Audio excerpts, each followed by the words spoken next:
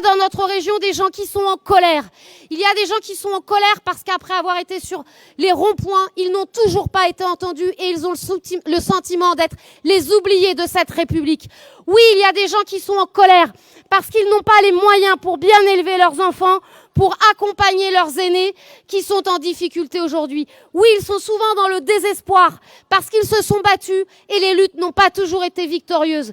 Oui, ils sont souvent en colère parce qu'ils nous l'ont dit. Ils en ont marre de cette gauche qui promet et qui, quand elle arrive, ne tient pas ses engagements et préfère détricoter le code du travail plutôt que de mettre plus de justice sociale dans notre pays.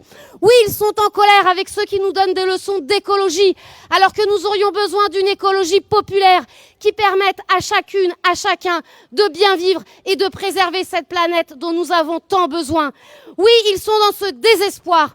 Mais je le dis et je leur ai dit, et je crois que nous devons leur dire d'ici dimanche, utilisez ce bulletin de vote rouge, utilisez-le comme un carton rouge pour stopper ces politiques qui aujourd'hui nous étouffent, pour redonner cette envie et cet espoir de pouvoir bien vivre en Auvergne-Rhône-Alpes, pour faire en sorte que pendant 7 ans, l'aménagement du territoire, ce ne soit pas 12 réunions avec quelques élus et 2 citoyens qui passaient par là pour faire bonne impression, mais que cet aménagement du territoire, il se décide, il se construise avec chacune, avec chacun dans nos territoires, dans nos bassins de vie, parce que c'est comme cela que nous aurons des politiques régionales qui répondent aux besoins de tous les Auvergnats et de tous les Rhône-Alpins et qu'il n'y aura plus d'oubliés dans notre région.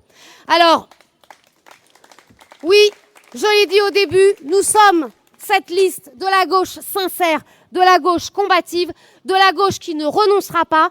Et donc, tous ensemble, rendez-vous dans les urnes dimanche prochain, le plus nombreux et le plus nombreuse possible. Je vous remercie.